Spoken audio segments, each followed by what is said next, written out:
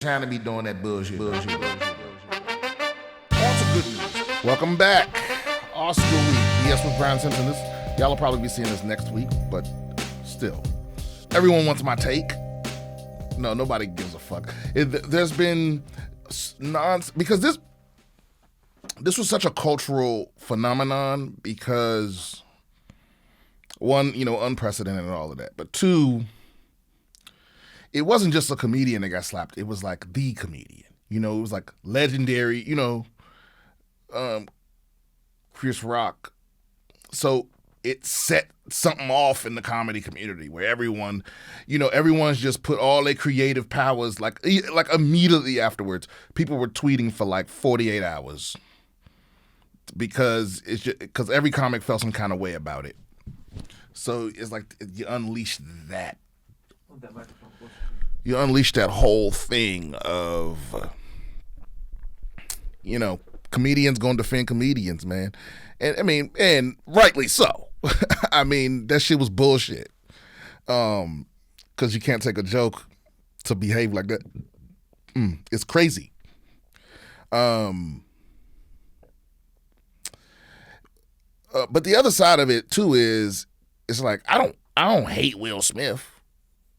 You know what I'm saying? It's like I'm all about. I don't know him personally, but people that I do know personally, have that have worked with him or for him. They all speak of him he's a very thoughtful and gracious and helpful person. I don't think he's like evil. Because people, I don't know what the fuck was going on with him at the Oscars in that moment, and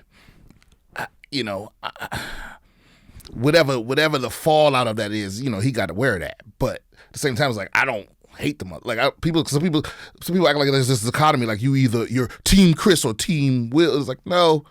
I think what Will did was fucked up. Obviously, that shit should never happen.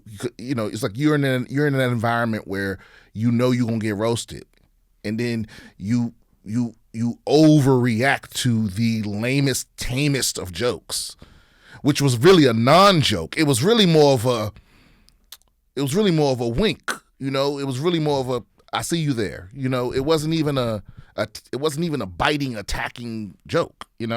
Low key, like the funniest part of the whole thing was after the slap, Chris Rock is like, it was a G.I. Jane joke.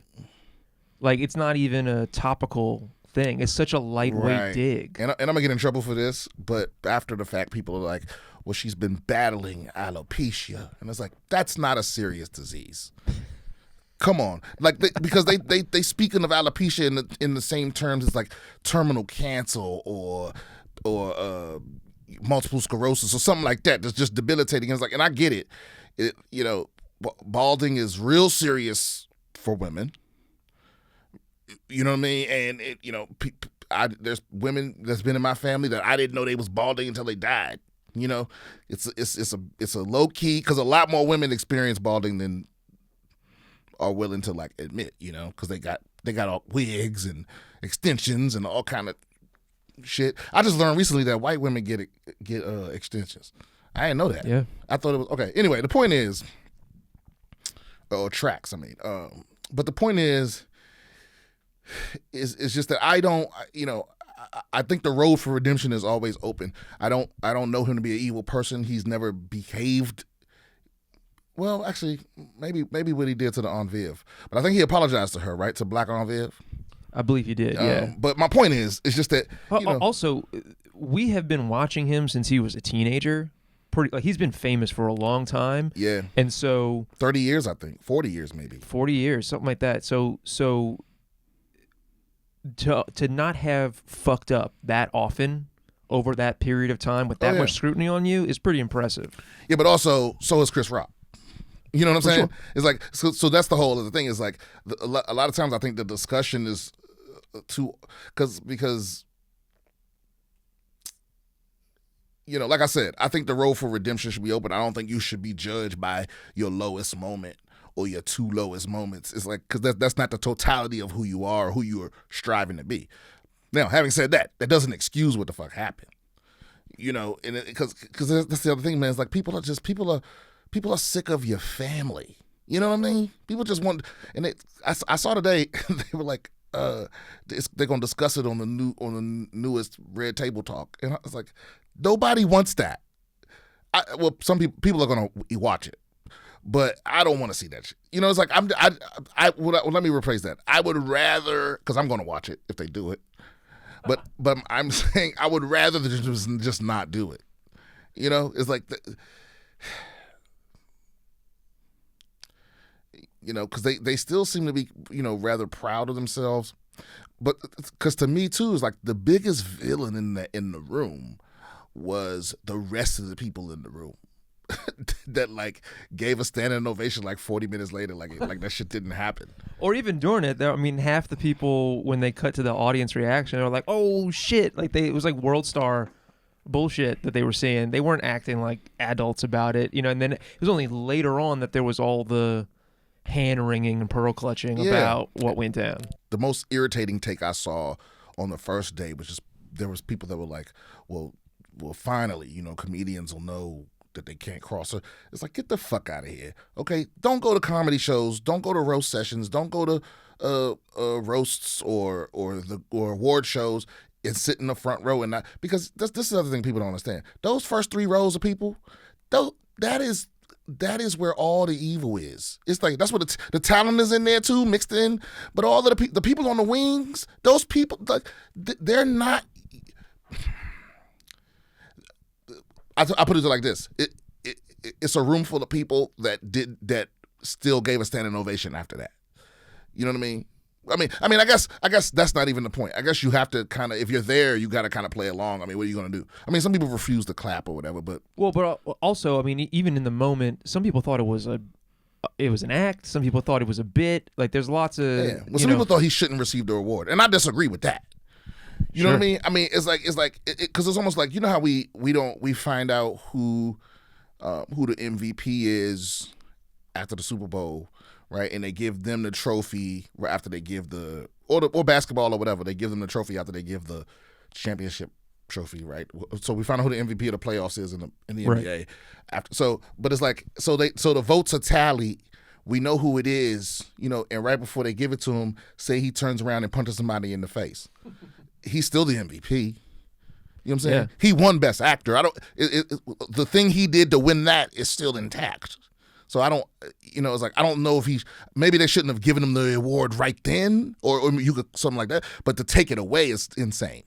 Especially like to give it to him and then take it away afterwards. It's like, well, he didn't do it after he got it. It's one, you know what I mean? It's one thing if it's like the Miss Universe or whatever gets the award and then her sex tape gets released a month later and then they take the award away, right? They take that prize away because it's like, oh, that's unbecoming of whatever. But that's not what's happening with this. There's nothing in the bylaws that says you lose your trophy if you hit someone. I don't even think there's anything in there about hitting someone. There's people who have done way worse who still have Oscars. Who got the Oscars like well after.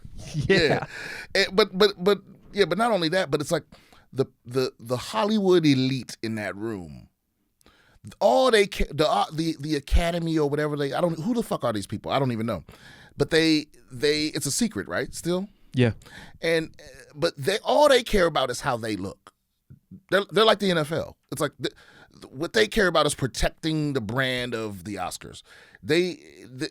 Which is why they're like launching an investigation. First of all, that's the biggest bunch of bullshit. Every time I've ever heard that, especially if it's been about me, like if it's at a job or something, they're like, we'll investigate. It's like they're not investigating anything. It's like, what is there to investigate? What is there to investigate? It's in 4K because it's like how some police departments do. It's like it's in 4K from multiple angles, and we all saw it. What are you looking at? There was a video where they caught the cop on camera. Well, they caught a civilian caught the cop on camera like tossing a baggie into the back of the car that they were quote unquote inspecting or searching, and when there was like a big public outcry over it, they're like, oh, we put him on administrative leave while we investigate the situation. It's like, what are you going to investigate? Right. We have a video of him planting evidence. Well, wait, let me ask you this question, though. So there's two elements here that I think people focused on. First was whether or not Chris Rock should have made that joke. That's what you were kind of getting at with the alopecia thing. Right. And some people are saying, oh, that's ableist or whatever, which that might be a little much because I'm not sure alopecia. Alopecia is a disease. It's a serious disease. But I wouldn't call it disability. It's technically a disability, but you can't get disability for it. That's definitely true. Yeah. And then, so first question is, if you were Chris Rock, would you have said that joke? Yes. Yes. Okay. No. I would have said something worse if they would have let me. Okay. Yeah. I mean, come on. I mean, what we talk about. In fact, worse things were said before that. Yeah, it's true. It's like that. But that's the rub. Listen, because some people were calling for there to be no comedy at the Oscars from this point forward. Wouldn't be that big of a change. Well, the thing is, because these networks, they water shit down so much. But the point is, the reason why the Golden Globes are always so dope when Ricky Gervais hosts is because, and the reason they started having comics do the Oscars is because because without comedy there, without roasting there, without taking all those rich fucks down a peg, it's just a room full of people fucking jerking each other off. It's just a room full of elitists, billionaires congratulating each other. And it's boring. Nobody wants to see that. People want to find out who won, but especially nowadays in the social media age, you can just wake up because here's the thing. No one was watching the Oscars. I mean, very few people were watching the Oscars. We all watched this moment, but I have not seen a single other second of the award show. I don't know who else won really. I mean, I follow animation and stuff, so I know that. I know Questlove won because that was the documentary that Chris Rock was presenting. He won for Best Documentary. And I know that Will Smith won Best Actor, and I know that I forget Coda won Best Picture. Coda won Best Picture. But I learned all that in the context of talking about this to other people. So the second aspect to this that people focus on is, if you were in Will Smith's shoes, what is the appropriate reaction to Chris Rock? The appropriate, it's the same. This don't have shit to do with Will Smith or Chris Rock. It's like if you're in a comedy environment or a comedy show or in a situation like that where you're going to be roasted or there's comedy or whatever, your choices are laugh or don't laugh. That's it. Everything else is inappropriate. Or leave. Laugh, don't laugh, leave.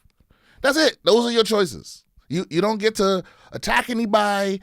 You don't get to scream shit. I mean, listen, you can do whatever. You can behave however you want. But I'm just talking about what's appropriate. It's not acceptable for you to interrupt the show. It's not acceptable for you to scream shit. It's not acceptable for you to hit nobody. It ain't because and that's the thing too is every comic has been in that situation where a heckler or someone has had too much, right? Because what happens is people are drunk or their little pride get wounded or they secretly want to be comedians.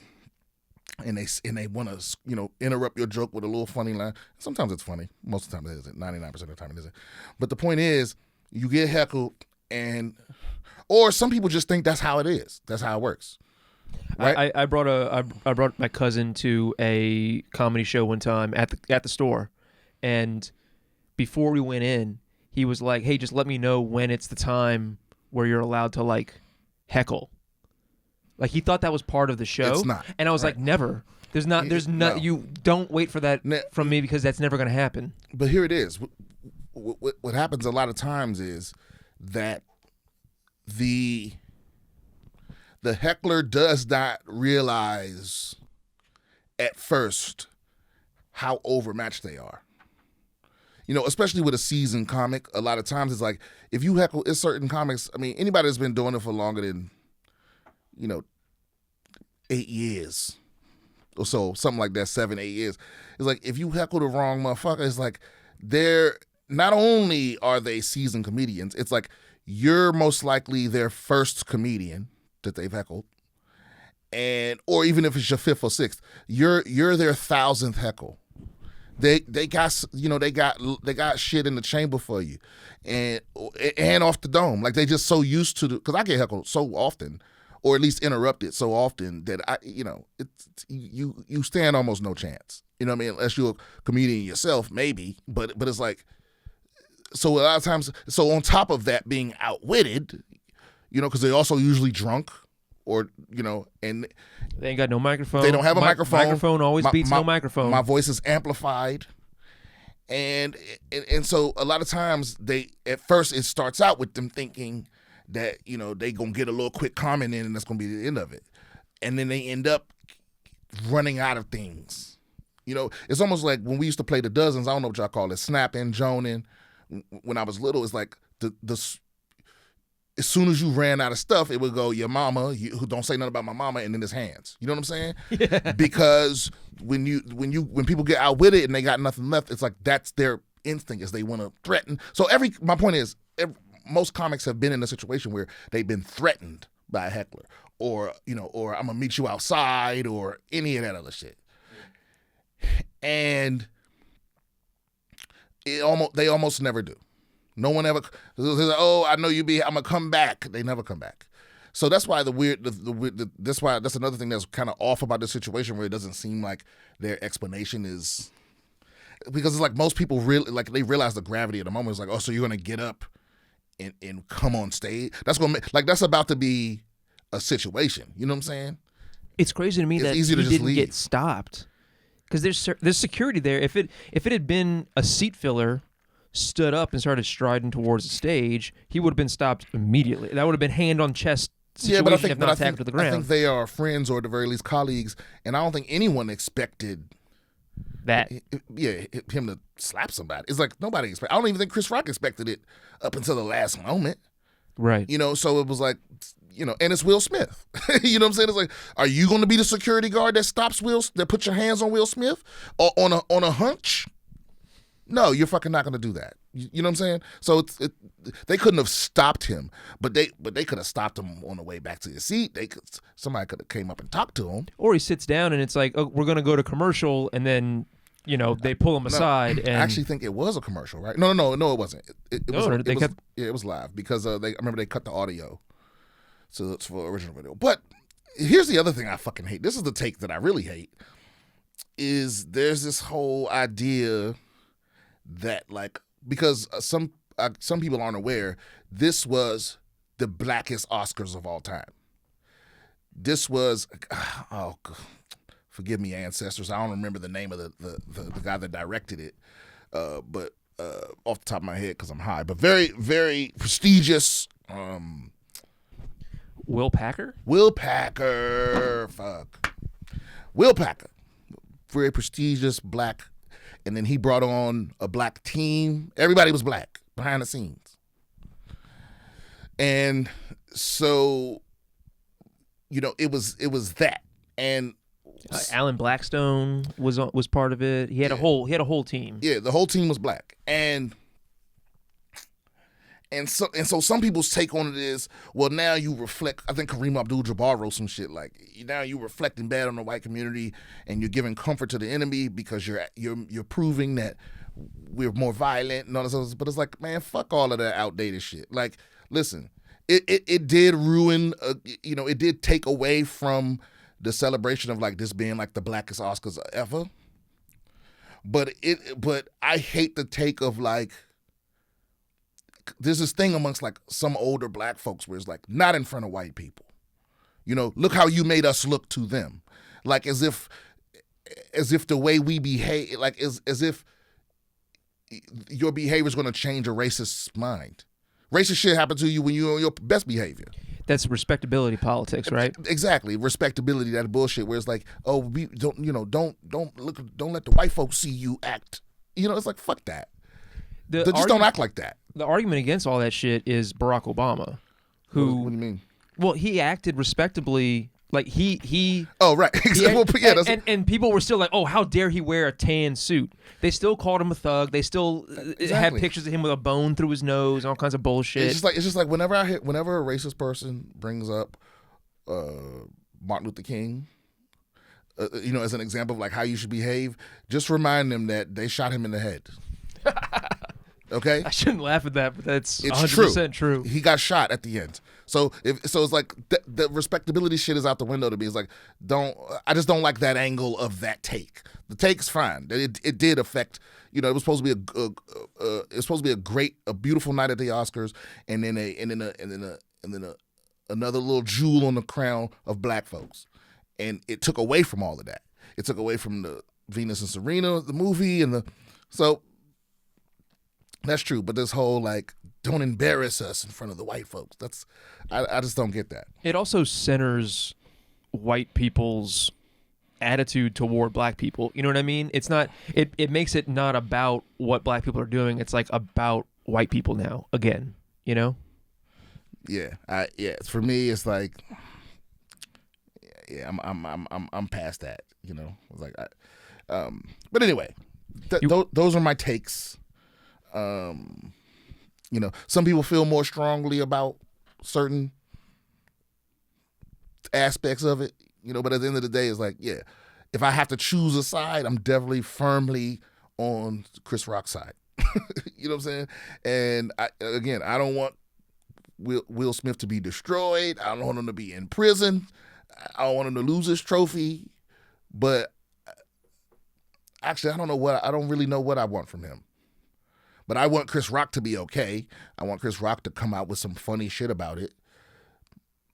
You know, but you know, he shouldn't have to do that. He shouldn't be in a position because he was already ready. His tour start this week. Yeah, and he was already ready to do that, and already had the hour ready. And now, because you know, some people don't realize how much work goes into that, into getting your hour ready, getting ready to tour it, and being rearing to go, tour starting. And now you're forced to inject new material into your game plan. You know, it's like having to change the game plan the day of the game. When you've been working from Tuesday to Saturday, game planning for this other team, and then Sunday you got to change it all up. You know, it's like that's what it is. It's like it's something planned out. It had a theme. He had all the tags. Or maybe not everything. You know what I'm saying? But the transitions and all of that working. And now he has to address this. Oh, and let me address another little side note here. So someone filmed a video of his first tour date after the Oscars yesterday of him saying, you know, at the beginning of his set, that like he'll have material for it soon, but he doesn't have any. Right? He's still processing. Well, he'll have material for it soon. What I hate about that is because it was in, I forget what major publication it was in. A lot of them picked up on it and posted a video. And here's the thing. Fuck these people that are cell phone recording in comedy shows. We have to stop rewarding them with attention because that's also bullshit. I don't give a fuck what they unearthed, I don't give a fuck how after the fact you justify doing this. You know what I'm saying? Because a lot of times it's like, you know, like certain comics have been in trouble, Louis C.K. or Dave Chappelle or somebody like that, or been under heat, and people go in trying to record it, trying to catch something controversial or whatever, right? You know, and it's like, and then after the fact they catch something controversial and they act like they ain't do nothing wrong. You know what I mean? It's like you know, you hear the whole wives tell of the motherfucker, they're like, you know, breaking somebody's house and he falls through the skylight and falls on top of the knives in the kitchen, and then he sues them. You know, it's that kind of shit where it's like, no, what were you doing? It's like if I catch the president on tape, you know, fucking his subordinate, you know, and then nobody cares why I was in the closet with a camcorder. You know what I'm saying? It's like, why the fuck are you going to comedy shows recording? They don't want you to do that. Yeah. You don't have permission to do it. There's a reason for that. It's because they're working this shit out. You know, the later in the tour you go see them, the better and tighter and firmer the shit is, and they don't want to put it out publicly until it's ready. Right. So it's like, you know this, you can't call yourself a fan and then disrespect the person you came to see by recording their material and putting it online. But that elevates them. The person recording it, that in their mind elevates them if they can catch somebody. Yeah, well, maybe, but you're still a trash person. Oh, for sure. You're a trash human being. It's cause same thing. It's like, listen, if you spend your days hiding in people's closet, you know, hiding in hotel room closets, hoping you catch a senator cheating on his wife, you're still a piece of shit, even when you catch one. From a philosophical standpoint, do you feel like there's sort of a magic circle around when you're in the comedy club. Like this is between the comedian and the audience, and they're somehow breaking an unspoken contract by recording it and then putting that out here outside the circle. Yeah. Okay, I'll put it like this. How often do you see cell phone videos from a strip club? Very rarely. Very rarely. Why is that? Because motherfuckers can go in a strip club and respect the situation. That dance is for you. It ain't for TikTok. It ain't for Instagram. And you paid for it. But it ain't. Now, she's got different reasons for not wanting you to record. But still. Or it's like, it's the same reason you don't rip people's OnlyFans videos and put them somewhere for people to download for free. I mean, people do it. But you're still a piece of shit. You know what I'm saying? It's like you're violating the agreement. It's an unspoken agreement. Like you're paying. It's not a concert. It's because it's not like musicians. Because people can go to concerts and they all got their cell phones up, and it's like that's different because a musician can perform the same song 100 million times and nobody gives a fuck. They're also not working out their songs on stage. Yeah, and the thing is, even though some people love to hear a joke again, for comics, it's like the best time's gonna be the first time. The surprise is so much part of the joke that, because the second time you hear the joke is you're laughing at familiarity, but the first time you hear the joke, you're caught off guard. You didn't see it coming. That's what part of the pop comes from. And so it's like you're deprived. That's what we hold precious. At least me. I can't speak for everybody, but a lot of myself and a lot of comics think the same way I do about it. So fuck whoever recorded that video. That's how I feel about it. Yeah, Rogan talks about that. He says, you go see a comedian, everyone wants to hear new shit. You go see the Rolling Stones, everybody wants to hear old shit. Nobody wants to hear the newest album from their favorite band. Yeah, and it's just that simple. And the thing is, it's much harder to come up with new jokes than it is to come up with new songs. That's true. If you can rhyme "baby" with "crazy," you can make a new fucking song. It's true. Yeah, no one gives a fuck that they've heard it 1,000 times from 1,000 people. You want to do some news? Let's do some news, man. All right. This is from NBC News. This is an article from March 31st by Marlene Lenthing.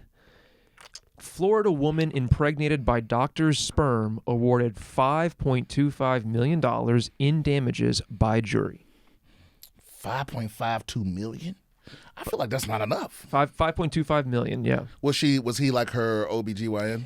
He was her OBGYN, and it was Dr. John Coates III of Vermont used his sperm rather than a donor's during an artificial insemination procedure. This is from 1977, though. So this happened in 77? 77. So how did she find out it was him? The child, in October 2018, when the child, then an adult, used DNA testing and found out Coates was her biological father. So the grown adult child, did DNA testing. But how'd she get his DNA? They had to go back and they had to figure out from the doctor, what sperm did you use? Oh, so she, okay, so it wasn't a donor. It was a donor they knew. It was a donor. It was the father. It was okay. So instead of using the father's sperm, he used his own sperm. So when she tried to go DNA testing from her father, because they must have suspected, right? Mm-hmm. So I'll get it. It's okay. I see what happened. Okay, so then they went back to the doctor and go, "Whose sperm did you use?" And he was like, he had to be like, "Mine." Basically, yeah. Holy shit! Imagine getting away with Imagine you did a crime. What's that? 40 years ago? 50 years ago? Yeah. And 45 years ago. Yeah, and now, so he was already a doctor at the time, so at the very soonest, let's say 25, 26. Mm-hmm. So now you damn near 80 years old, and somebody asks you about it. You know what I'm saying? It's like, I would pay good money, good American dollars to have been in that room when they asked him about this shit. Here's the crazy part. He's still alive?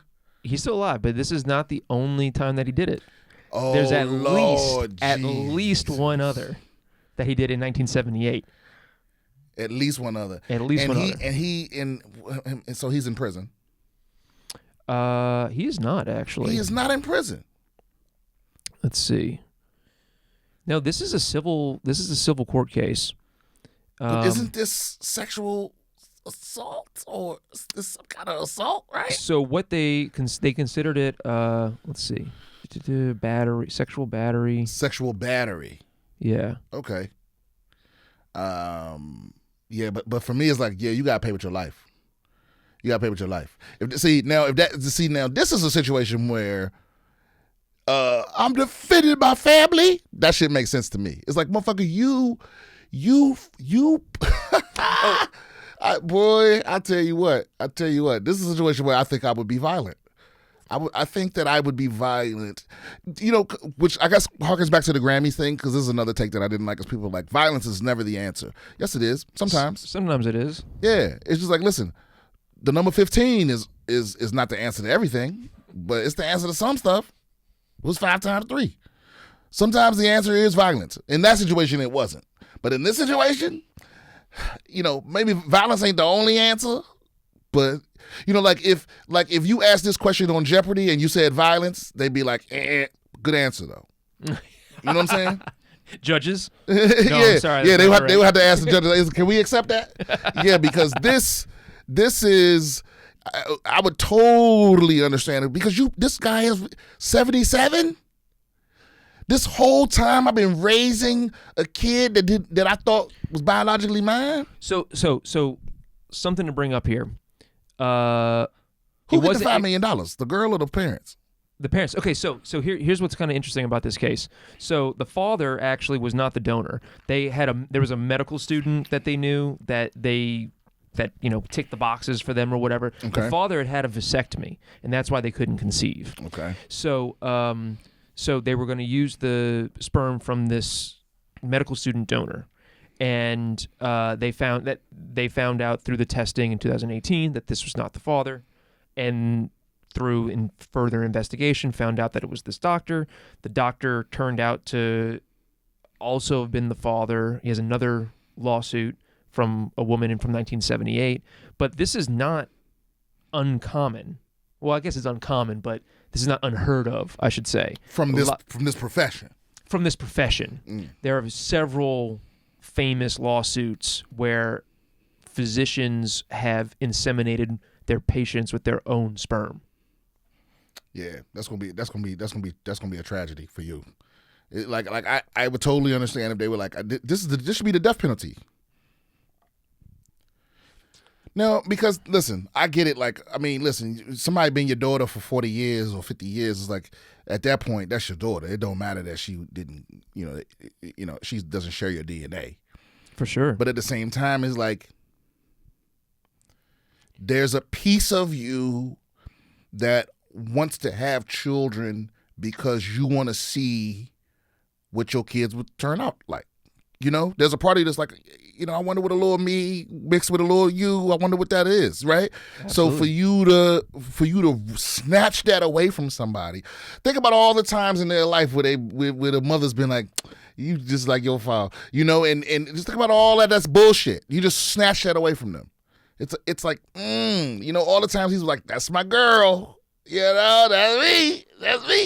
It's like, that's all gone. It's all nonsense. It's all, you snatch this girl's identity. She doesn't know where she really come from. Well, now, I guess now she does. Oh, and it's a fucking creep. Yeah, that's wild. That's wild as shit to me, man. Fucking die slow. Die in a tire fire. After you give me my $5 million. Yeah, I want I want everything you got. I want you to sell everything you got. And then once the last penny has been transferred to my account, I want you to I want to lower you into this stack of tires that's already full of gasoline and watch you burn until I can't hear you scream anymore. That shit is wild.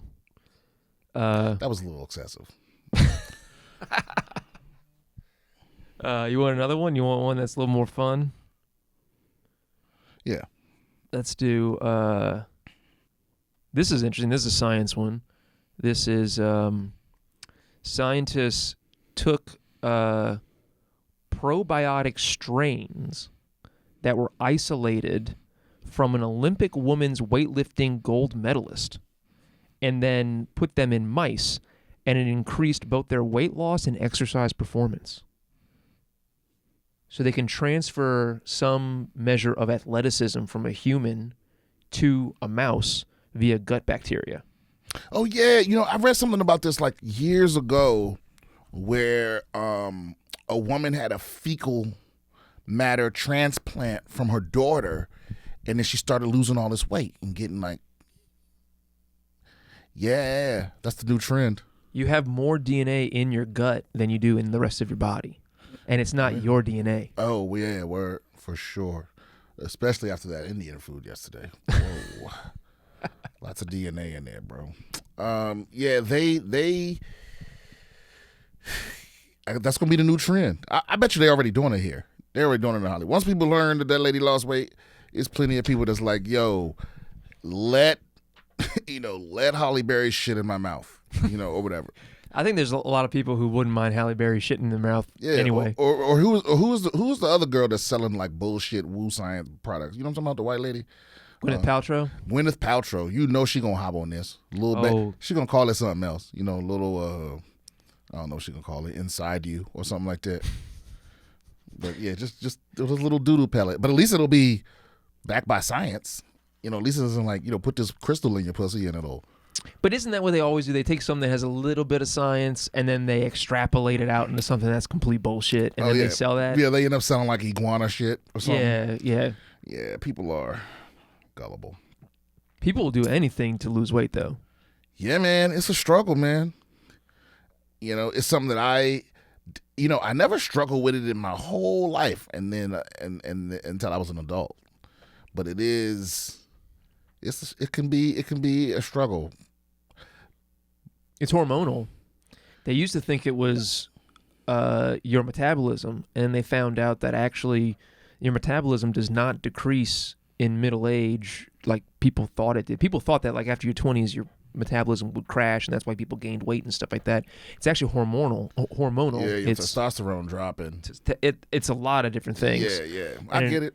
It affects how your blood sugar and insulin levels, and how your body processes fat, whether it stores it on your body or uses it for fuel, all kinds of things. So you're saying I need to start microdosing estrogen?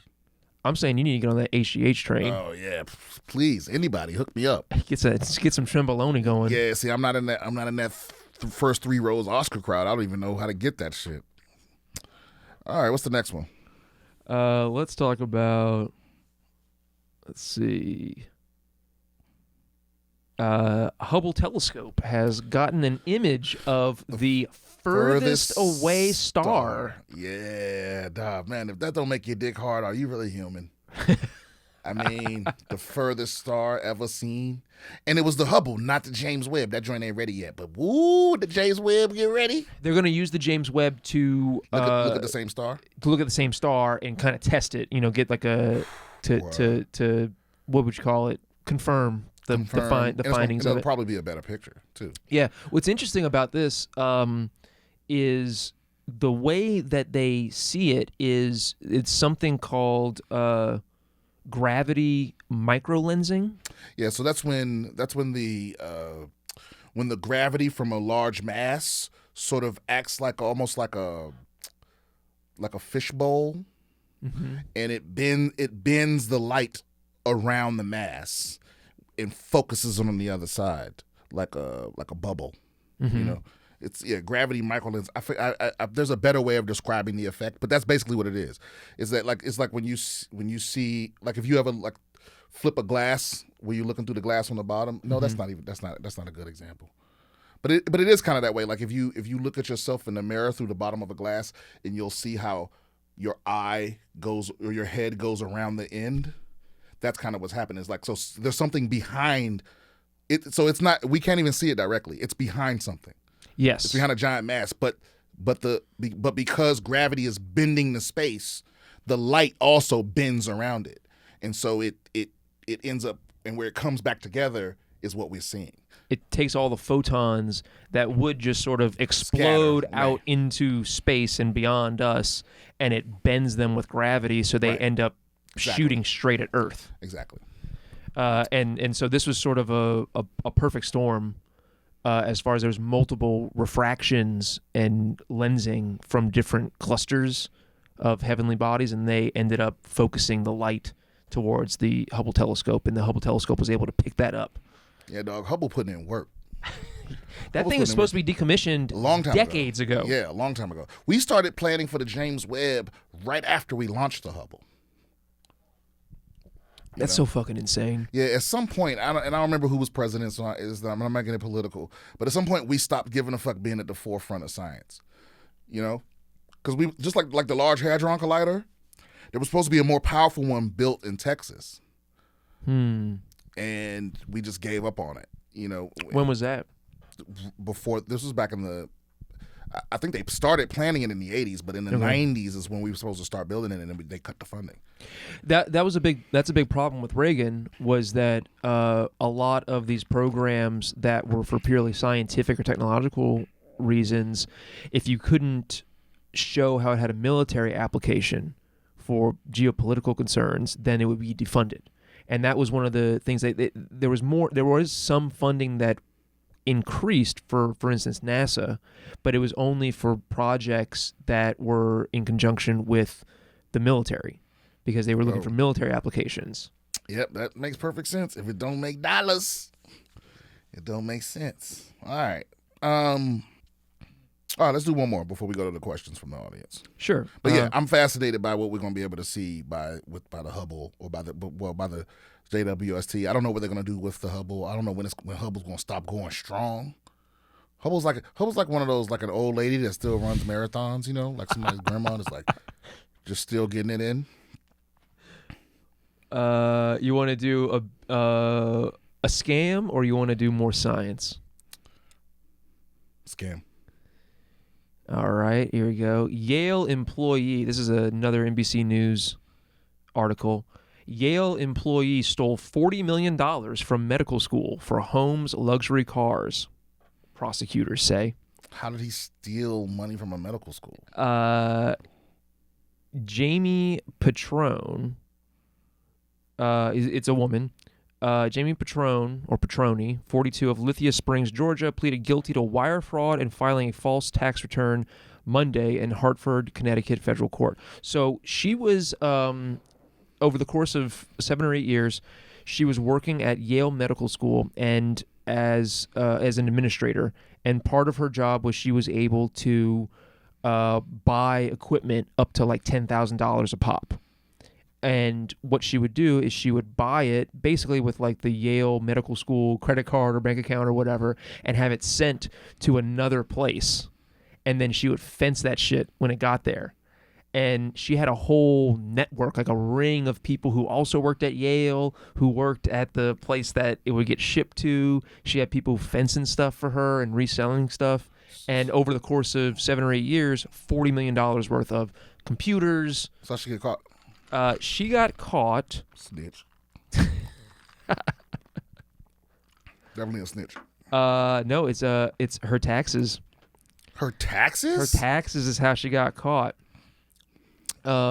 Says the investigation conducted by FBI and the IRS started in August based on information provided by Yale. So some snitch at Yale was like, or just another accountant was like, yeah, bitch, where the fuck is all of this shit at? Petroni estimated that 90% of her computer-related purchases were fraudulent, she told investigators in a voluntary statement, according to the affidavit. She was arrested in September and released later on a $1 million $1 million bond, pending sentencing, officials said. It's wild to me how they give people that stole money a bond. Yeah, right. Look, the bitch stole $40 million. You can give her a $1 million bond. You might as well just let her out for free. She agreed to forfeit over $560,000. That's a drop in the bucket. $40 million scam seized from the Massive Entertainment LLC bank account. Tell me she's smart enough to have gotten out of the country. She did not get out of the country. I think that she might be cooperating in order to get a lesser sentence by letting them know where the money is. Fuck that. Get out of here, bitch. Because I don't care when I'm sorry. I don't care when rich institutes get scammed. I mean, she ain't hurt nobody. You know what I'm saying? She ain't hurt anybody. Or she ain't hurt anybody that wouldn't hurt her. Yeah, Yale Medical School still has an endowment. They're fine. They have a huge endowment, and I'm sure they've, Yale ain't exactly don't exactly have clean hands when it comes to like evil activities. That is true. So I don't give a fuck. All right, so I promised this, and I'm gonna do advice stuff. I got things from Twitter, I got things from Facebook, I got things from email, I got things from Instagram, and I posted for people to reply to the post, and some people still DM'd me, which I'm not, don't do that because it's too much of a pain in the ass to go through the DMs of people that I haven't met, the requests. So it's just hard to like find your specific thing for me. It's just, maybe it isn't. I'm sure you're gonna be telling me that's some easy way, but I'm not gonna do that. Just follow instructions. Just reply in the thread, guys. Yeah, just reply to the post. Because then I can see them all. Anyway, let's start with some Facebook joints. Somebody says, that's Chris Rock. We talked about that. What's the best way to take a poop in public? Be a decent person and don't. I hate a very public poopers. Like unless it's an emergency, but people that just casually shit at public, because I travel a lot, and it's like there's nothing worse than me than walking in the airport bathroom and it's just that shit cloud in the air. And people, because I get it, some people can't help themselves, they old, whatever, but a lot of people just like, I'm just gonna shit here, I'm gonna shit on the plane, I'm gonna shit at the party. Those kind of people, no. Only in an emergency. That's the only best way. Any other thing, you're a shitty human. Stick to a schedule. Yeah. If you know you're going to be somewhere where you're going to have to be in public, do a little preemptive poop. Yeah, that's what I'm saying. Preemptive poop. They got laxatives. They got everything, but we don't poop in public places unless it's an emergency. Okay. What do you do when you are driving a car with no license plates through a toll booth on the Pennsylvania Turnpike and get questioned by a cop about not having tags? Don't be black. Well, wait, why don't they have tags? What are they saying? I think that's a friend of mine. Oh, okay. Just reminiscing via this. Okay. Did that happen to you? Yes. Oh. It's a story for another day. Oh, okay. It happened to us. About to record. Okay, so someone on Twitter says, what comedian is one that other comedians talk the most shit about but never do it on camera? The worst phrase on every podcast is, I'll tell you off air. Oh, well, I'm not going to. Well, the thing is, to be honest with you, we all talk shit about and to each other. It's just that, because it's kind of like comics talking, us talking shit is how we say hello. Yeah. You know what I mean? Sometimes.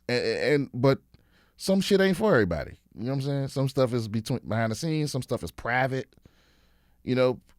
So that's all it is. Some shit might just be boring. Yeah, like you might have beef with somebody, and it's not an interesting beef. Yes, it's just, right. Or something is, well, comedy beef is dumb.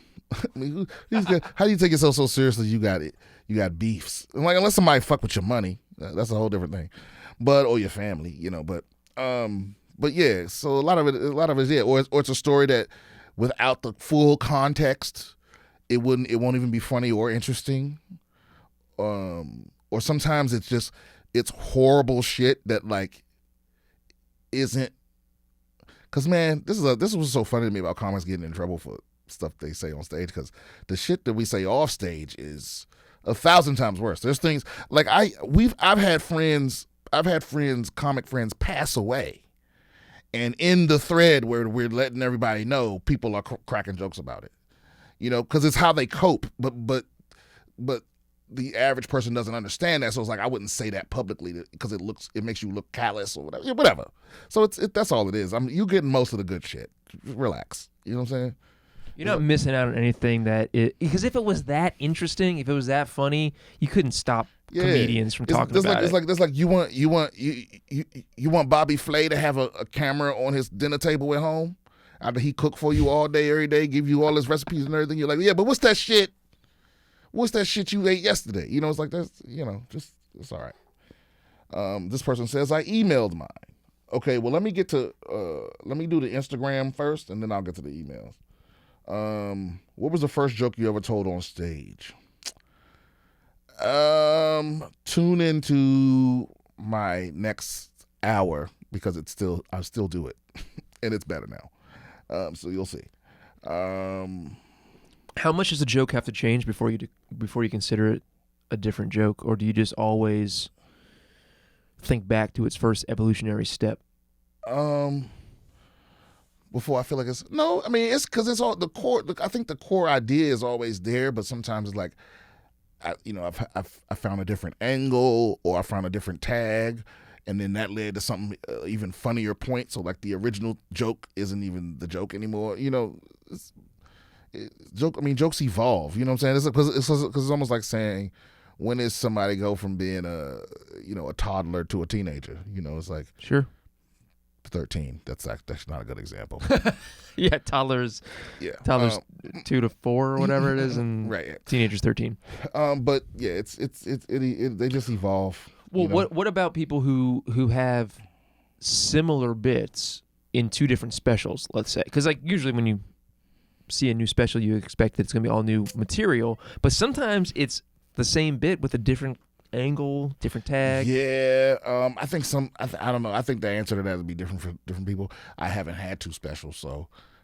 But I do know that like a lot of times some stuff gets cut for time, or you record the damn thing and then you think of a better thing right after. Because that's the thing. The jokes never really stop evolving. They get put on the shelf sometimes, but even after you put it out, you still think of stuff, or other people say stuff, and you go, "God damn it, I wish I would have." Like literally, right after I put out the Netflix half hour, I got, I was, on the phone calls with friends and associates and stuff like that, and right after it comes out, people go, "Oh, dude, you could have said that." God damn it! Well, it's out now, so. Or you just think of something to do with what was left of something. I don't know. I mean, I just saw Stanhope at the Comedy Store when he was in town, and he's still doing certain bits that I've definitely seen him do 15 years ago, right? But they're different now because even though the setup is the same, maybe the concept's the same, he's a different person now. Exactly. I think that's the other thing too. I think you outgrow some jokes sometimes, and then when you revisit the premise, you have a different perspective, or there's a million answers to that question. When you're talking about a hangover at 35 versus a hangover at 50, the bit might be very, very similar, but the vibe is different. Yeah, and the consequences are different. Yeah.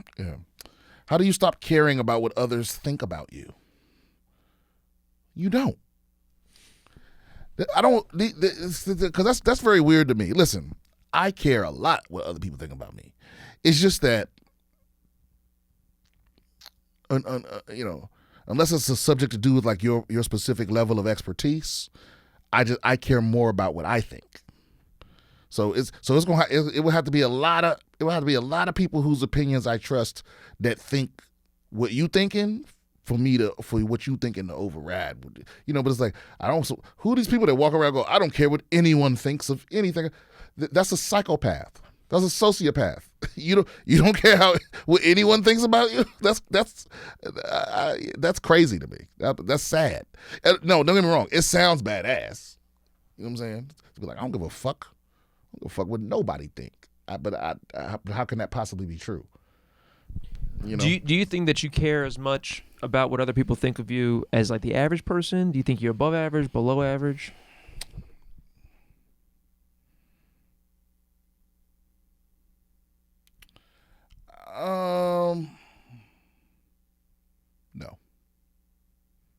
No. I don't think I care as much as the average person does. So how would somebody, because obviously this person cares a lot about what other people think of them. Oh, yeah, I guess you're right. I guess I didn't really answer her question. I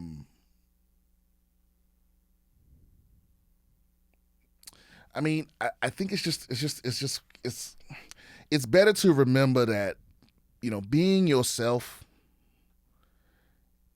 is, because I feel like I've said this a million times, but everything you get from being yourself, you get to keep. It's the easiest to make. You can hold on to it forever because being yourself is easy. Everything you get from being fake or because that's the real problem. It's not caring what people think. It's constantly adjusting your behavior so that certain people like you, and then you're 15 different people, and none of them's you. You know, and you know what I'm saying? You understand what I'm saying? Yeah, it's like if your sense of self-worth is coming from an external source, then you're not in control of that. The person who's in control of that external source, they can take that away from you whenever they feel like it. Exactly. And so it's like, you know, it's like if you got to stand on your tippy toes to in order for you to like buy a car, you got to. That's not a good fucking. Wow, my analogy game is off today. But you know what I'm saying? It's like as soon as you got to bend over, you got to get on your knees to get something. You got to stay on your knees to keep it. You know what I'm saying? Yeah. And so it's just easier to, because I think you'll find that just being true to yourself, and I'm wrong, this is easier said than done. I'm not always true to myself. I'm not 100% true to myself. You know, I keep it about 90. You know, and 90 cents on the dollar. Yeah, but people will respect you more, even if they don't like you. You know, it's like if there's 100 people in the room and you walk in the room and you being yourself is gonna make 80 of them leave, then those 20 people they really want to fuck with you. You know what I'm saying? But if you walk in a room and there's 100 people in there and you got to be all sorts of other shit so that all 100 of them like you, it's exhausting. Well, and the reality is that you're never going to get all 100 people to like you. Exactly. That's the other thing. It's like if you bend and fold and sway and go the way the wind blow just so people like you, they all end up not liking you anyway. Right. Because they can smell the inauthenticity. I mean, I guess a big part of it is just understanding that, and we're not talking about just being a nice person and shit like that, like being a respectful person, that people liking you for that reason, but you mean like changing who you are or acting like somebody different in order to please other people. Part of it is just recognizing that is a losing battle. You're not going to succeed doing that. So right. Don't worry about it by recognizing that nothing good comes from worrying about it. Yeah. So I'll say overall, if it's just to answer your question, that's not the goal. The goal isn't to not care what other people think. The goal is to choose wisely the people whose opinion you value. You know, that's really what it is. So how would you respectfully cut toxic people out your life? Well, that's easy for me. I just do it. I block them on everything. You know, I ain't one of those people that like, I don't want to keep tabs on my enemies or my exes, and I block you on everything. Email, text, because I know I got so many friends like that. That's like people that are toxic to them. Like they're not necessarily communicating with them, but they leave these channels open to be communicated with. No, fuck that. It's like, it's like fuck all that. I'm blocking you on email, Facebook. I'm going back MySpace, everything, like everything. Can't even get my Friendster. Yeah, you cut toxic people out your life the same way you cut anybody out your life. You just stop communicating with them, you know. And if they're a really really good friend, you can tell them why. It's like there's all kind of like videos and books out there on like how to break up with a longtime friend, you know, because it's hard. It's just like in a relationship. It's like, hey, this ain't, you know, whatever your reasons are. Can I email you some jokes? Absolutely not. Did OJ do it? Of course not. He was innocent, wasn't he? No, I'm just kidding. I don't know. I don't even care, to be honest with you. He was not guilty, and that is a damn sight different from innocent. That's true. Yeah. And you know, it's like, will white people ever let it go? Is the question. It's like one of 10 injustices for whites since I've been alive. And this OJ joint, they just won't fucking let it go. I have a joke. I have a joke that I'm doing now about the possibility of OJ being innocent, and it just. As soon as I bring it up, it's like, I get the Jada Pinkett eye roll.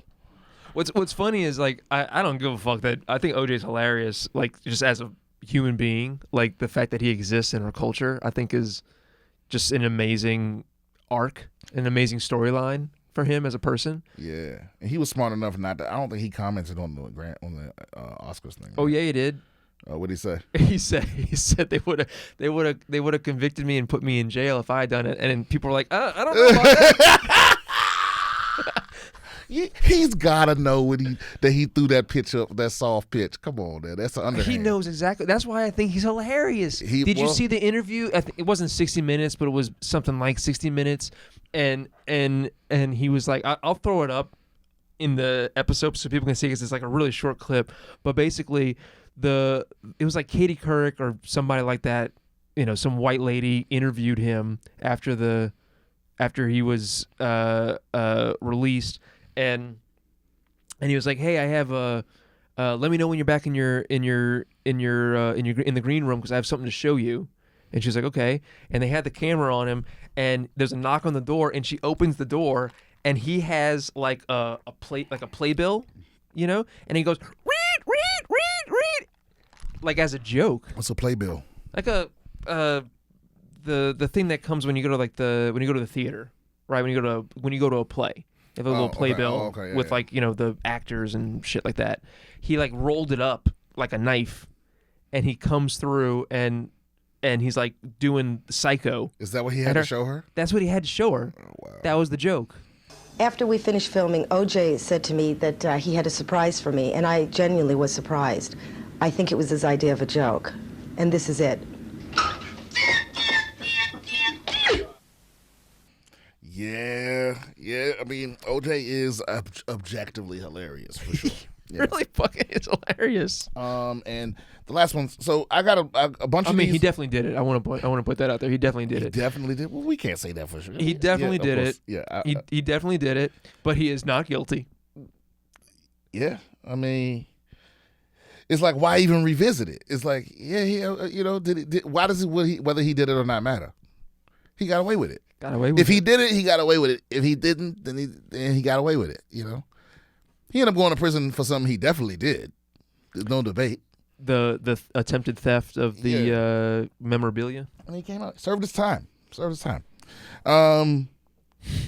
So there's a bunch of questions about like comedy advice and how to do comedy and what would you give a beginner comic? And it's like, honestly, man, the most useful advice to you if you're new to comedy is just to keep doing it and corroborate with like-minded comedians and go up as much as possible.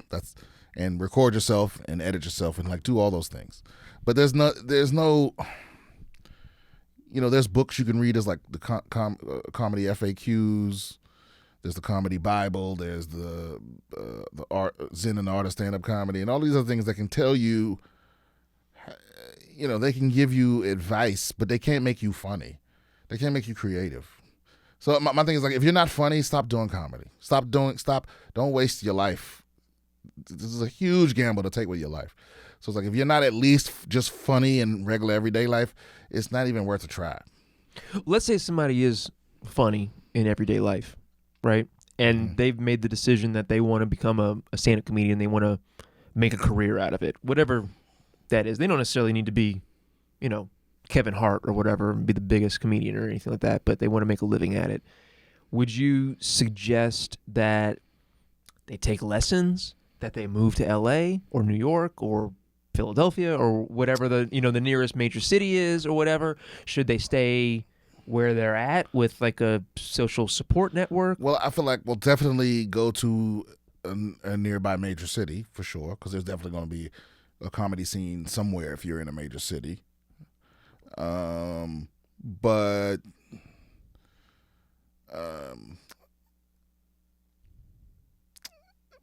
yeah, because I've gotten messages from people that are like, I live in some town I never heard of in the middle of Iowa. It's like, there's no comedy within 100 miles. What do I do? I'm like, you got to move to Chicago, motherfucker. Like, you got to do it. Yeah, you got to leave that place. Yeah, and just be around and listen more than you talk, and you'll figure it out as you go along. Listen, because so many comics, we've mastered fucking running our mouths. This is just me. I've mastered running my mouth, but listening is the thing that I have to work on, because I can talk naturally. Do you know Danny Jollis? Yeah. He was on Trey's show, and he was saying, it's like, you just got to get up as many times as you can. So whatever you need to do to be in front of people and tell jokes, just do that as often as possible. Because your first 4 or 5 years is just you getting comfortable on stage and learning how to just learning how to be, just learning the learning the basics. It's like what you see Chris Rock and Kevin Hart doing is algebra, calculus. What you see Dave Chappelle doing, it's trigonometry. But you're learning arithmetic. You're learning arithmetic and your handwriting and that kind of thing. And then you're doing comedy. To me. I mean, then you're you're doing it. Some people would say, well, the minute you get on stage, you're doing it. This is not like inspirational shit. I'm just telling you the facts. It's like, in the beginning, most of the jokes you do are going to be jokes you're ashamed of 5 years later. You're just getting comfortable talking to people and learning how to just be on stage and be you on stage and all that stuff. And then, like I said, it's like asking somebody how to do comedy is like asking somebody how to be you. It's like do mushrooms once or twice too. That helps. How long did it take you to? Because you sucked when you first started, right? No, you didn't. No, I was amazing. Immediately. No, I mean I was pretty good, but I didn't suck. No, in fact, I know very few people that sucked and then got better. Some people do, because I used to believe that you could never get better. But let me rephrase that then. Were you mediocre when you first started? Just No. because? Okay. No, I mean I was slightly above average when I started. That's mediocre though. I mean, I'm talking about. No, because I was funny. Okay. I just wasn't skilled. You understand what I'm saying? Yeah. It's almost like I don't even really know what to compare it to, but it's like because funny is the thing you need to have. That's the thing that's a must. Everything else is variables that can be different or whatever, but having your mind work that way is just something you have or you don't. Like I've seen people that are bad at comedy get good at comedy. In terms of the science of it. But they were always funny.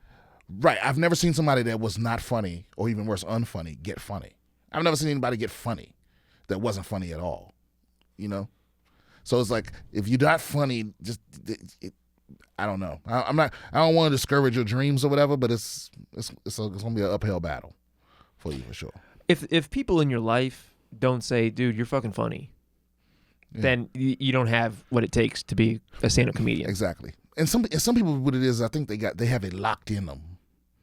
Because some people have weird upbringings where they're sheltered or some weird shit like that, and they got to unlock they funny, but it is in them. But some people don't have, they're just not funny. They're not funny. They're not interesting. They don't have stage presence. They don't, they just don't have it. There's a portion of it that is not teachable or learnable, and then there's a portion of it that is. Exactly. It's like, anybody can follow a recipe, but not everybody can cook. You know what I'm saying? That's what it is. Some people ain't cooking. You know what I mean? And some people can cook and can't follow a recipe too. Facts, but those people can learn. Oh, sure. The people that can cook that can't follow recipes, they can learn how to follow a recipe. They can go to culinary school and learn how to chop shit and how to measure shit. But people that can't cook at all, that don't have any taste, that don't have any, it's like, what are you gonna do? They burn hot dogs. It's not gonna happen for you.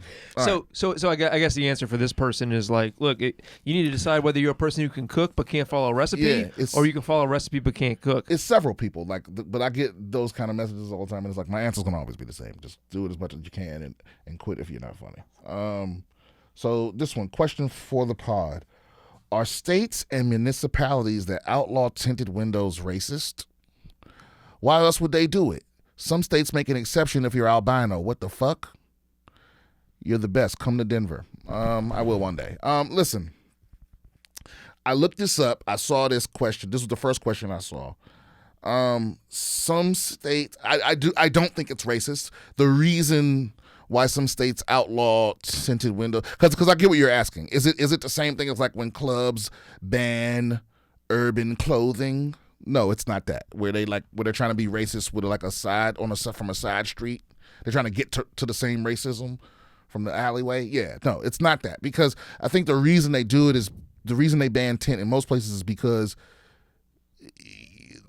police want to be able to see what you're doing as they're approaching your window. They want to be able to describe. They want people to be able to describe who you are if you commit a crime, and that kind of thing. And that just makes it easier.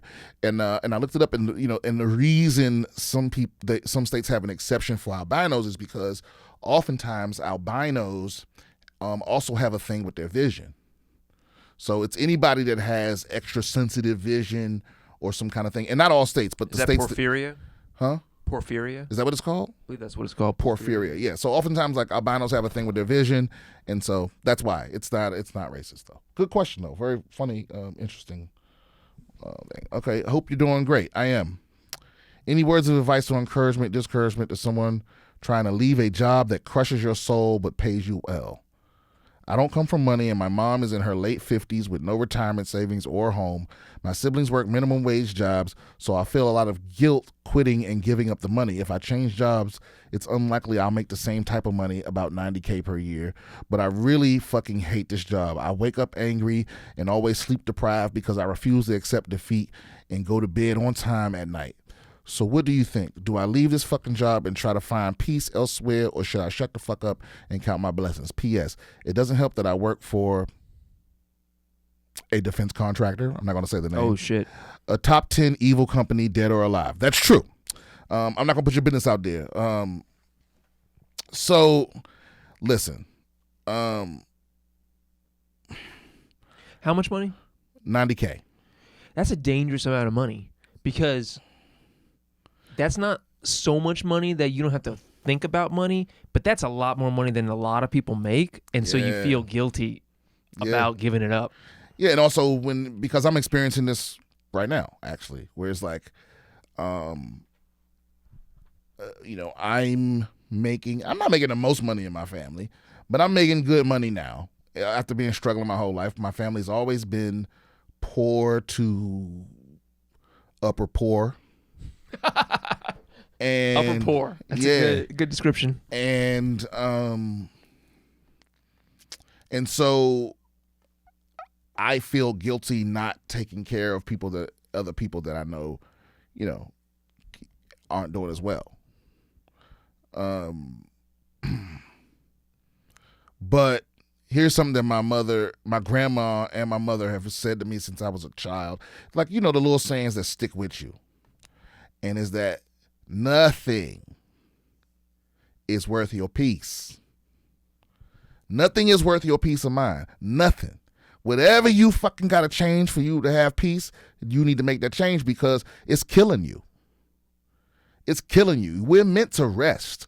We need to value our peace as much as we value the money we make. Because peace is not something a lot of rappers rap about. It's not something a lot of Instagram hoes flash on Twitter or whatever, or flash on Instagram. But it's just as valuable as sleep, as food, as air. Your peace is not, that shit is not negotiable. Now, you work for this defense contractor, but I'm sure you can parlay that into a job with some other company. It doesn't have to be a defense contractor. I'm guessing that you do something, either you do something that translates to any corporate thing, or you're doing something technical for these people. And you can get a job at Intel. You can get a job at Google. You can get a job at Apple. You can at least start looking for some other shit. Don't sell yourself short like, oh, if I leave this job, I'll never make this amount of money. I mean, I don't know your personal situation. Maybe you bullshitted your way into that job, but I'm imagining if they still paying you $90K a year, you probably at least know halfway what you're doing. And it can't be a job that only exists there. Does it say how long they worked at that place? She says... No, she doesn't say how long she's been working there. Let's assume that she's worked there for 3 years, right? She's making $90K. She feels, it doesn't sound like this is a new job where she's like, I don't know what it's going to be like a year from now. It sounds like she's been there for a little bit, right? Yeah. Change your job. That is number one. Number one, you're gonna get better compensation when you change your job every 3 to 5 years, when you work for somebody else, because you get to use the job that you already have to negotiate for better compensation with the new place. And you can go to another place that values the experience that you have built up and the skill set that you've built up at this job, but isn't as evil as you feel this place is. And you can sleep better at night. And I ain't even judging you for working for somewhere that's evil. You know what I'm saying? I worked for a defense contractor. And, I was not close to any of the evil, to observe it directly. But it's like, but what's important is that you're miserable. You're miserable. You can fuck around and die before your mama. She in her 50s? Nah, fuck that. Look for, because and please tell me, I don't want to say your name, but please tell me, G, that you're not one of these people that has allowed their misery to become a part of their identity. You know what I'm saying? Because some people, their problems become part of their identity, and complaining about it becomes part of their routine, and they secretly, subconsciously don't want to give up the shit, because then who am I without complaining about this shitty fucking job, right? It's like, I don't know. You better be at least looking. You better be at least filling out applications, putting your shit on. I don't know what the resume sites are now, because I haven't done that in forever, but whatever the process is for you finding out how to leave this motherfucker, because I guarantee you can make at least that much money still, unless you're telling me that like you're making that much money because you're a janitor with a secret security clearance, which, okay, maybe, sure, but you can go be a janitor at Lockheed, you can go be a janitor at Raytheon, you can go be a janitor at one of these other fucking companies. You know what I'm saying? I'm going to guess, though, that she's not in janitorial services, because I don't think she'd be losing sleep over it if she was just cleaning the place. Right. You know what I mean? I imagine it sounds like she is in some sort of position where she's not signing the orders to go kill a bunch of people or anything like that, but she says, I really fucking hate this job. Yeah, she really fucking hates the job. I wake up angry. You wake up angry? Baby, you got to go. You got to quit this motherfucker. Even because what's going to happen, what you need is, you got to plan. You got to have a plan. Plan to quit this job, because what's going to happen is either it's going to kill you, or you're going to get to a point where you can't fucking take it anymore, and you're going to leave the job in dramatic fashion in a way that's going to be more damaging to you than to them. Like, plan your exit and just leave. Start packing your parachute right now. Yeah, exactly. Start packing. Get the fuck out of there. And even if, and fuck it, even if it means a pay cut, fuck it. Fuck it. First of all, your siblings grown. And your mama grown. You know what I'm saying? And if maybe mama got to move in with you or whatever, but fuck all that waking up angry. And if she don't understand that, then fuck her too. That's how I feel. Also, how much is your peace of mind worth? Put a number on it. For real. Exactly. Like if you could write a check tomorrow and... okay, my wife, for instance, has tons of issues with sleeping and stuff like that, and part of that is because of what she does with work and everything, but I've talked with her before. I'm like, if you could write a check tomorrow, but you could get 8 hours of sleep every night, how much would you pay for that? It's a lot of money. Yeah, I pay a lot of money. I pay more than I pay in rent. Yeah. To get just a perfect night's sleep every night, oh my God. Absolutely. Be a demon. Oh. And so if you got to take a pay cut and you got to make $78,000 a year instead of $90,000, that's still in the same ballpark, but you're sleeping every night. Yeah, I agree. I hope that answers your question, homie. Hit us back if it doesn't. All right. 2 more questions. What comic did you come up with that you used to think was trash, who you ended up admiring? A very specific question. What is the most amount of money you sold a joke for? I have never sold a joke. And a comic I used to think was trash. Well, very briefly, I thought he was trash. But the homie Derek Poston, when he first showed up at our club in San Diego, I was hosting the open mic and he bombed. And I shit on him a little bit. I didn't think he was trash, but I wasn't convinced. You know what I'm saying?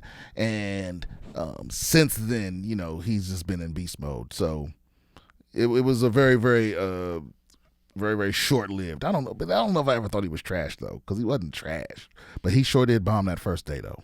That's strong language, though. Trash. Yeah, trash is like leave you outside on the curb. You know what I'm saying? I don't know if he's trash. I get picked up on Wednesday morning. Yeah, But I've never sold a joke. I'm a freshman in college, and I'm 260 pounds. My self-consciousness about my weight has kept me from being social, and looking back at my first year, I noticed that I haven't made any friends or really even left my dorm.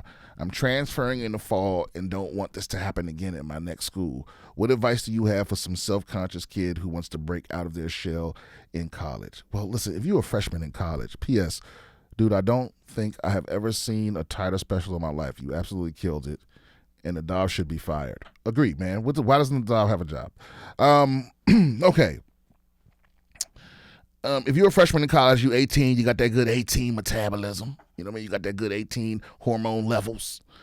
And honestly, man, it's all about discipline. You know, which I know was wild coming from me since I keep getting chubbier every time I get on TV. But that's really what it is. It's if you really want that thing, again, same advice. Make a plan. Make a plan, because there is a way for you to lose weight. It is burn more calories than you take in every day, and whatever way you can make that happen for yourself. What I'll say is, I don't suggest doing any particular diets. What it is you have to adjust your lifestyle in a way that doesn't feel punitive. You have to change your habits in a way that you can maintain. So it's about changing your lifestyle, because and I get it, man. Because it spirals. You too young to be dealing with this. It spirals. You're heavy, and you feel self-conscious about it. So then you don't feel social, and then you isolate yourself, and then the isolation brings on depression, which causes you to further isolate yourself. And food is the one way for you to feel better, because that's the one activity you can do that feels good without other people fucking having to be around other people. And that's and before you know it, it's fucking, you haven't showered the whole weekend, and you have your whole depression pile to clean up. It's just piles of fucking dirty clothes and Uber Eats bags. And I get it.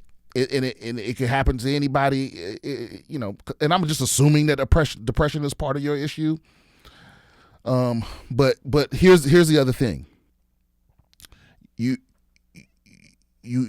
go to the gym one time or two times, and you get on the scale. Don't get on a fucking scale. Fuck a scale. Throw it away, because you're not going to you're going to be the last one to notice the progress. You know what I'm saying? Even if you just lose 10 pounds, it makes such a huge difference. And if you don't believe me, go, carry around a 10-pound weight in your backpack all day long, like extra 10 pounds. And take that bitch off when you get home. Take it out, you know what I'm saying? Or do it for your first period class, and then take it out for the second period and see the fucking difference it makes. It's like, that's, every pound counts, but what's more important is how you feel. And this is advice I got. I forget who said this to me, but it's like, I never regret working out. The hardest thing is getting to the workout and starting it. But when you're done, you're never like, I wish I hadn't done that. You know what I'm saying? Also, one thing I would add to that is there's lots of different ways to work out, and different people like different ways to work out. So just because maybe you have in the past tried running, I fucking hate running. I've never had a problem with like weight or anything like that. Yeah. But I fucking hate running. But I like rowing. I like lifting weights. I fucking hate Stairmaster and that kind of shit. Yeah. But he might find, I'm assuming it's a he. It was a he, right? We don't know? Yes. Yeah. So also, like, 260 pounds, like, that's big, but like that's not crazy big. Yeah, that's not that big. It's not that big. And well, he didn't say how tall he was. That's true. He didn't say how tall he was, and maybe, I mean, let's assume for a second that he's really short and he's mostly fat and he's never really worked out and has no muscle. Number one, I promise you, once you start working out, you're going to feel better. After it. You're going to get some dopamine going when you start working out and everything. But also, I mean, I'm 5'6", 230. So it's like that, it's not that big. Yeah. But here's the other side of it. Yeah. Don't be self-conscious, bro. I mean, yes. Well, that's easy for me to say. But what I mean is, don't isolate yourself, because there's people out there that the people that won't be your friend because you're big is, fuck those people. Like, just be yourself and take and be hygienic. And that's one thing I wanted to bring up is you mentioned that the hygiene thing. Hygiene. That's a lot of what, because like I don't give a fuck how fat my friend is. Exactly. But if you smell bad, I don't want to smell hang out bad, with you. and you don't your skin looking wild. It's like it's because this is something I've had to learn. I've battled depression for a long time, and self-care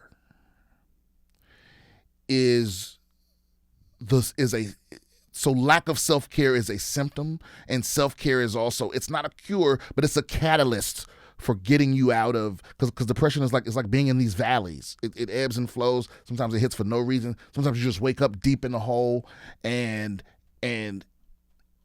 just accomplishing things is what pulls you out of it. Making your bed, washing your ass, brushing your teeth, getting a haircut, doing your laundry, knocking those little things out, because taking care of yourself, there's something about taking care of yourself that makes it makes it easier for other people to care for you. It's fucked up, but that is what it is. It's almost like the phenomenon where people are more likely to give a man in a suit $1 on the street than someone that looks homeless. Mm-hmm. You know what I'm saying? Because it's something about people have this deep down urge to contribute to something that is going to lead to something. Whereas like a lot of people see giving their $1 to a homeless person as basically giving it away, and they see giving their $1 to a not homeless person as an investment. You know what I'm saying? But it's the same thing with emotions. It's like people can pick up on when you don't give a fuck about yourself. Yeah. What I would say to this person is like, listen, you're not in worse shape than Jack Black or Stavros Halkias or Bobby Moynihan there's plenty, or Chris Farley. Like, people like people who are heavy. That's not the thing. But this person, it's because of the culture that we live in, they feel bad about themselves because of their weight. It's self-directed. And again, like I recognize that, like, because this young man's 18. Yeah, absolutely. I'm damn near 40, and I can't imagine growing up, going through high school with Instagram, and constantly being bombarded with images to compare yourself to, and so it would be easy for me as an 80s baby to tell you, fuck social media, that shit ain't real, it's not, most people's lives aren't that way, don't look like that, and because I don't know what's been filling up your brain your whole life, because it's a whole different experience than the way I grew up. But I will tell you that I know for a fact has always been true and will always be true no matter what generation, is that when you have a plan and you locked in on your purpose and you sticking to that plan, good things come into your life, because you start being around people that are also locked in. You know what I'm saying? You get up every morning and go for a walk or go for a run, you start running into people that's walking and running instead of people that's sitting still. You know what I'm saying? And it's that kind of thing. And slowly but surely, people that didn't notice you before start noticing you. And here's the other thing too. Everybody knows you at 260. At 245, you sexy to them.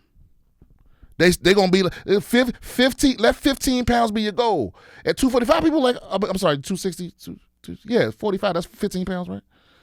Yeah, because people notice that it's all uphill. It's all downhill from here for you. It's like just lose 10 pounds, lose 15 pounds, and people gonna notice even before you do. Even when you, because here's the other thing too. When you've been overweight, the overweight person in you that hates themselves, that little person is always in here. And so you might lose 15 pounds and still wake up and go, I'm fat, I'm gross, nobody's gonna be my friend. But someone's gonna notice. And just that one, that's all it takes is it build. If you just gather the strength to take the first step, the rest kind of will slowly build momentum. And before you know it, I don't know, you might, hit your goal or not. Even if you stay 260 for the rest of your life, you're still worthy of love and friendship and all that. I'm just saying to start taking care of yourself, and the losing weight thing will happen organically. Yeah, I wouldn't even worry about the 10, 15 pounds. I would just say come up, because you can't control how much weight you lose. Right. You know what I mean? You can't just will 15 pounds off your body. But you say like, hey, you know what? Every day I'm going to get up and I'm going to have my coffee and I'm going to go on a 15-minute walk. Yep. Even just something like that. That's something that you can control. You can control whether or not you go for a walk every morning. That's what I did. Like when on my first weight loss journey, because I used to be a little bigger. What I did was I just said every day I'm going to break a sweat. And I ain't have any particular routine or any particular thing, but it's like every day I just want to break a sweat, whatever that means. You know what I mean? I got to chase the bus or whatever, but I'm going to break a sweat or, play basketball or find a sport or whatever. And it's just that. It's just staying active, because that's what really matters. It's not your weight. It's not any of that. The most important thing is you being active, because that keep your heart healthy. You know what I'm saying? Yeah. I just want to say, like, as a naturally skinny person, I've always been like a thin person. I've always had fat friends. I don't give a fuck how fat my friends are. Right. So if his issue is that he's having trouble dating or something like that, I think there's a similar thing where it's like you can still get your dick wet if you're a fat guy. But as far as actually, you know what? Whoa. His actual question was, what advice do you have for a self-conscious kid who wants to break out of their shell in college? He wasn't asking me how to lose weight. Well, no. He was just saying I'm 260, and that makes me self-conscious. So what advice do you have for a self-conscious kid that's trying to break out of their shell? All right, so we'll just edit all that shit out. No. What I would say, well, he's asking you. He's not asking me. But what I would say is understand, I'm saying this as a person who's always been fairly thin. I don't give a fuck that you're 260 pounds. Just be a cool fucking hang. Take care of your hygiene so that you're not grossing people out, which some people have an issue with. And just be a cool fucking hang, and nobody cares that you're 260 pounds. Yeah, nobody really cares. And yeah, I just say, just focus on yourself, focus on having a routine that is centered around caring for yourself, and focus on being social within the activities that you love, and it all just kind of comes together. Can I add one more thing to that? Sure. He's asking about breaking out of his shell. Go places. Because you're 18. He's 18 or 19 or 20, somewhere in that range. Because he's a freshman, right?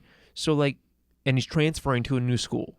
You have a prime opportunity. Nobody really knows you or anything like that. You're a new face. You're a new person in all these different circles. Find a circle that is centered around a thing that you legitimately enjoy. Except magic. Don't do magic. Don't do magic. No. But if it's fucking board games or movies or music or comedy or whatever it is, go to those places, keep showing up, be a cool fucking hang, and recognize that everybody else is fighting their own fucking battle, and everybody else is worried about being rejected. And if you're just like a cool, accepting person who's easy to be around, then you will find other people who want to be around you. You will attract other people who want to be around you. Yeah. Exactly. All right, one last quick one before I go. I got to my question is, now that you are reaching some success, how do you stay grounded? I do not. My ego is out of fucking control, dude. And that's facts. Is there any? Yep, I think that's everything. Dope. Okay, so this will be out next Thursday. So by the time you see this, I will be on a plane on my way to Philly, which gives you 3. So I'm flying in on Thursday. Shows Friday, Saturday, Sunday. So get them tickets. They might be sold out by then, to be honest with you. But you might get lucky. You might see the podcast and remind you, oh shit, he on tour. And also, if you're not in Philly, I'm still on tour in all these other places. I'm gonna be in Austin for Moon Tower. I'm gonna be in Dallas. I'm gonna be in what's right after that? Ohio, just all the places. Go to BS with Brian Simpson. Go to BrianSimpsonComedy.com and for the tour dates. Also, you can click on my link tree if you're on any of my social medias, which is BS Comedian. And thanks for tuning in, y'all. Fuck out of here.